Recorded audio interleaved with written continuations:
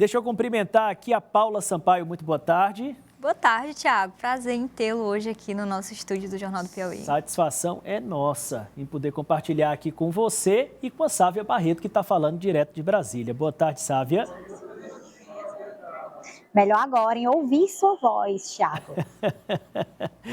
Bom, com as duas aqui, a gente vai começar falando de um evento que aconteceu hoje na PPM, de adesão do Piauí a um protocolo da Unicef voltado para a vacinação de crianças. Você está vendo aí as imagens, a gente já percebe ali a presença do presidente da PPM, Paula, também do secretário de Estado da Saúde, o Antônio Luiz, e a primeira-dama, a esposa do governador Rafael Fonteles, falando também. O que foi mesmo isso? Tiago, a primeira-dama Isabel Fonteles, que inclusive é coordenadora do Pacto pelas Crianças aqui no Piauí, foi a essa solenidade ali junto do secretário Antônio Luiz, representando o governador Rafael Fonteles. E outra coisa que a gente observa é a quantidade de pessoas que estavam aí no auditório da APPM. Segundo informações que foram apuradas por a gente, pelo menos 143 municípios já aderiram a esse protocolo da Unicef e ele é uma espécie de estratégia ali, uma cooperação entre estados e municípios para identificar crianças até 5 anos de idade que não estão com a vacinação em dia. A gente sabe que durante a pandemia houve uma intensificação do movimento anti-vacina, um amplo questionamento por parte de alguns grupos acerca da segurança e eficácia de vacina e desde então esses índices eles vêm decaindo no país, inclusive com algumas doenças que já estavam erradicadas retornando a fazerem parte da realidade, infelizmente, do país. Aqui no estado, o secretário, por exemplo, destacou a BCG como uma das vacinas com esse déficit, né, no nível de vacinação. Então, esse protocolo ele vem para reforçar e garantir aí uma ampliação na segurança e na saúde dessas crianças até 5 anos. Vamos ver. Os municípios aderindo a esse programa da campanha de vacinação e da busca ativa pela Unicef, vão poder descobrir quais são as crianças no seu município que não têm a cobertura vacinal completa e poderão, na busca ativa, buscar as crianças e aplicar a vacinação no tempo correto. Então isso é importante para que a gente erradique as doenças que estão correndo o risco de voltar, que ano passado já foram erradicadas no Brasil.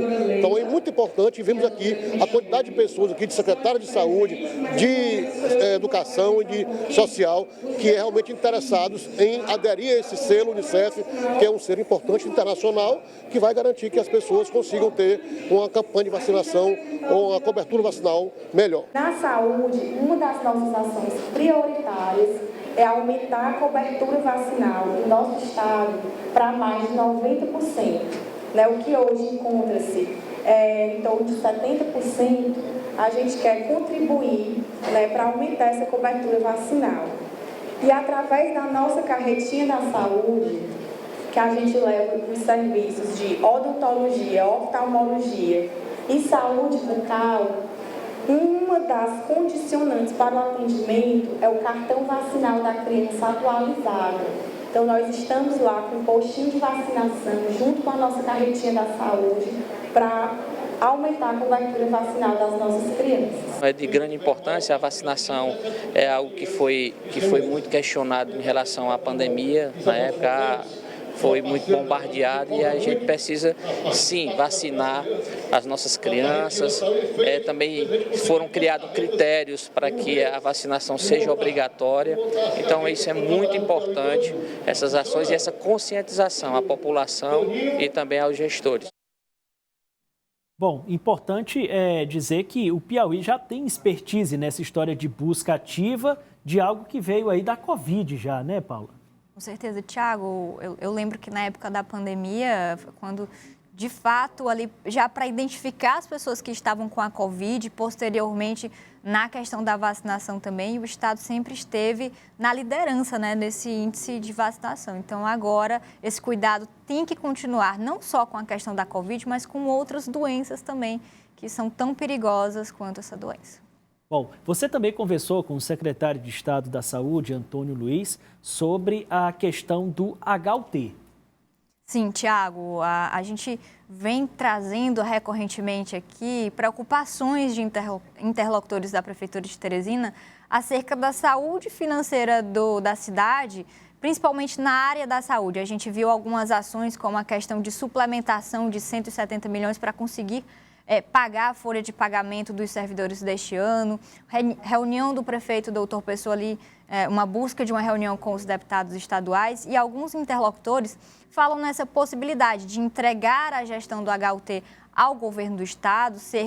O município gasta cerca de 20 milhões mensalmente para o custeio somente do HUT, ou então da criação de um pronto-socorro ali junto ao governo do estado. E hoje eu questionei ao secretário de Saúde, Antônio Luiz, qual a avaliação dele sobre esses avanços, essas iniciativas ali por parte de membros do Palácio da Cidade. Tiago? Vamos ouvir. Nós temos que dialogar com o Ministério da Saúde, tentar que o SUS consiga aportar mais recursos para que o HUT consiga melhorar o atendimento e não tenha algum colapso. Obviamente que o Estado ele pode ajudar nas suas limitações, mas o Estado também está com problema de financiamento da saúde. Não é só os municípios.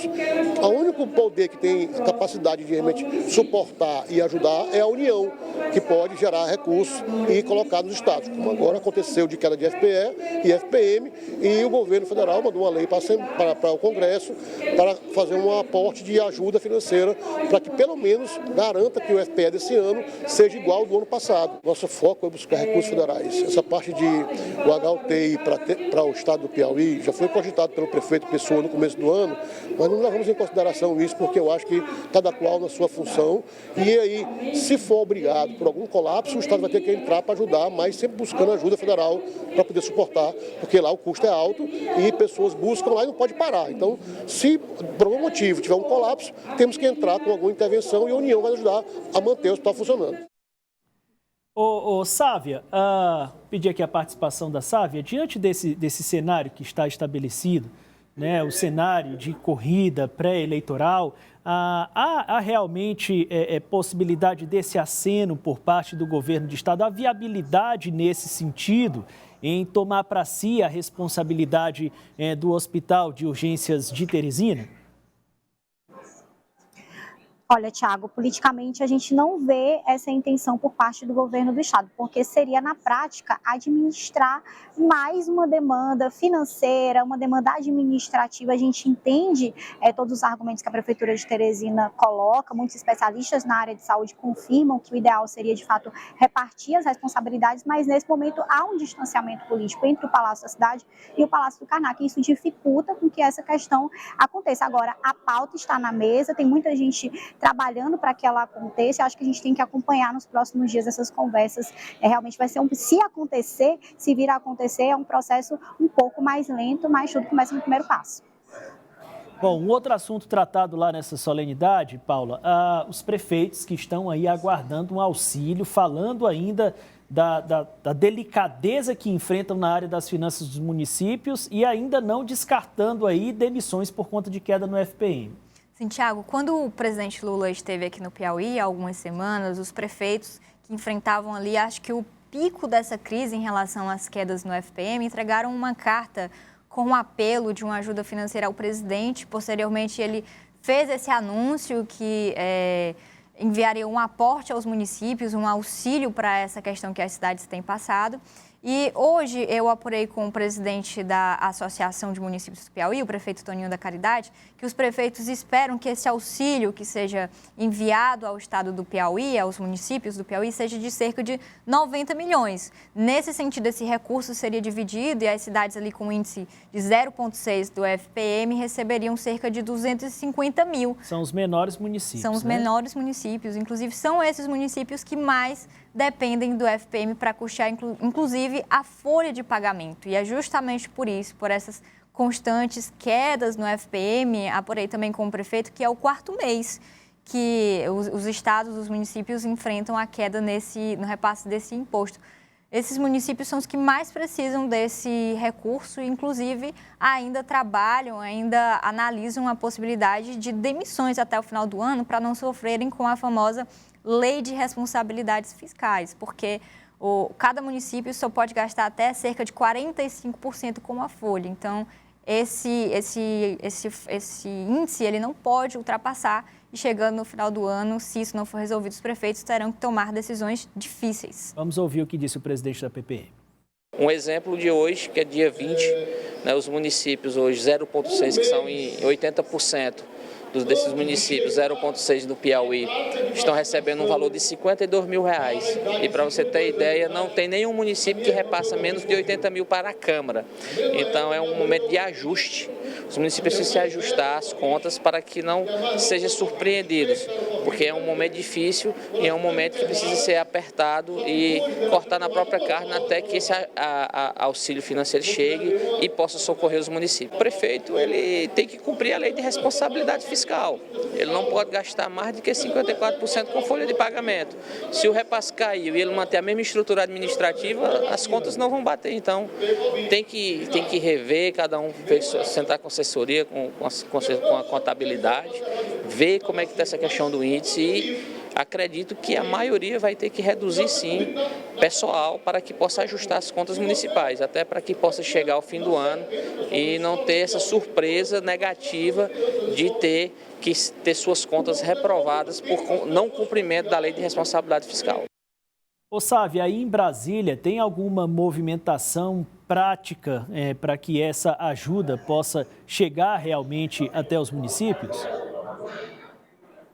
Tem uma série de movimentações, Thiago. De fato, alguns projetos foram aprovados no primeiro semestre, mas falta regulamentação. Ou seja, foram aprovados pelas duas casas, a Casa Alta, a Casa Baixa, Senado e Câmara dos Deputados, mas o governo precisa regulamentar. É o que os deputados da bancada do Nordeste, inclusive, têm cobrado ativamente, têm feito reuniões, inclusive, no Ministério da Fazenda. É uma série de projetos que trata sobre a questão de tributação, de estender os benefícios para que, por exemplo, empresas possam se instalar na região Nordeste, na região Norte também. Agora, tudo isso o governo federal tem respondido com uma palavra de ordem. Não tem espaço no orçamento.